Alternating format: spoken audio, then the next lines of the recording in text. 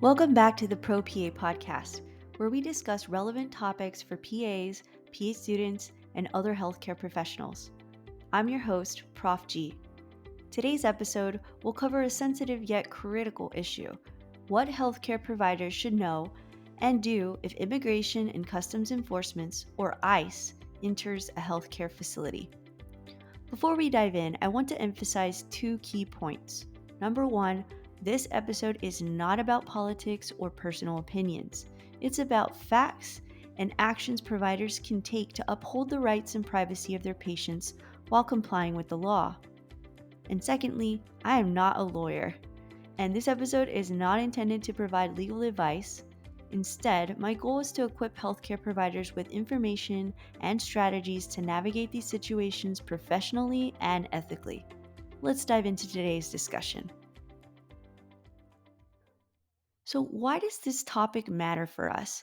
Well, for me, living and practicing medicine in a border town like Edinburgh, Texas, has given me firsthand insight into the challenges faced by immigrant patients.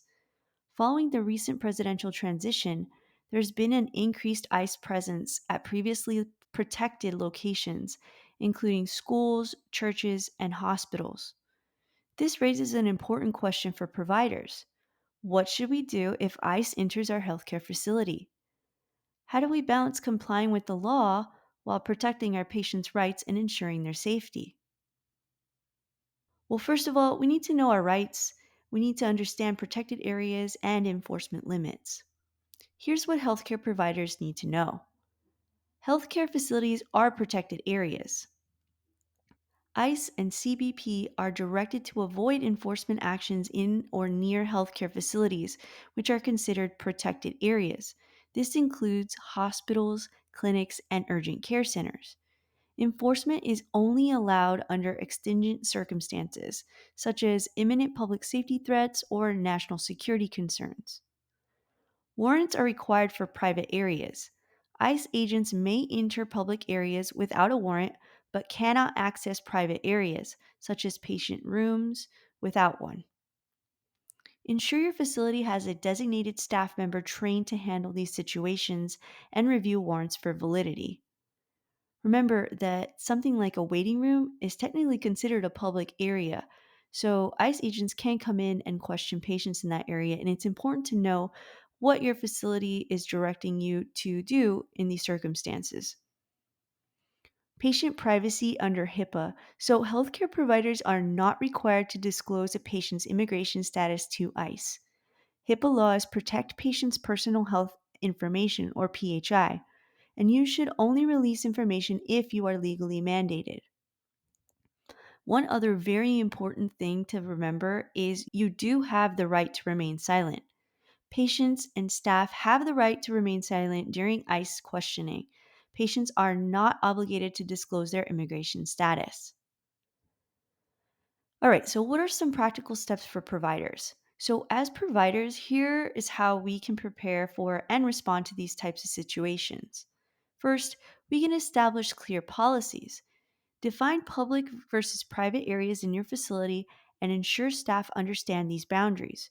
Create written policies for handling law enforcement requests and designate an authorized staff member to review warrants and communicate with ICE. Secondly, we can educate and reassure patients.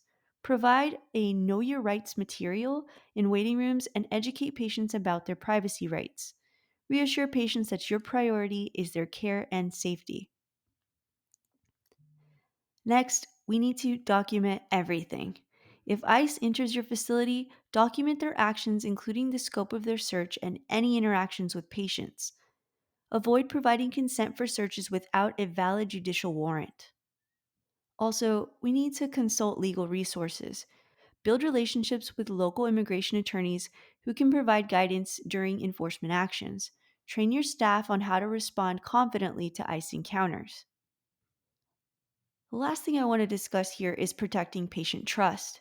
As healthcare providers, we have an ethical obligation to create a safe space for patients, and I mean all patients, regardless of their immigration status.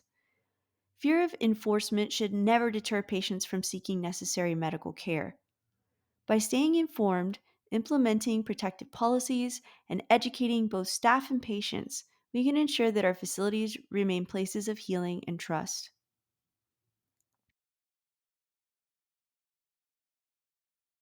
All right, well, I want to thank you for tuning into this important episode of the Pro PA podcast. As providers, we must always prioritize patient care and privacy while navigating complex situations like these. Once again, I'd like to reiterate that I am not a lawyer, and this episode is not a substitute for legal advice. I encourage all healthcare facilities to consult legal counsel when creating policies to handle ICE interactions.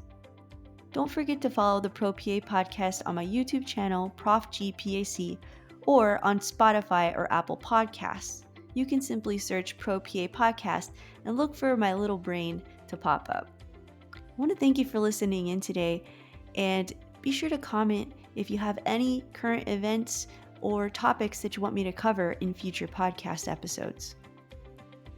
As always, this is the Pro PA Podcast, where future pros in medicine are made. I'll see you next time.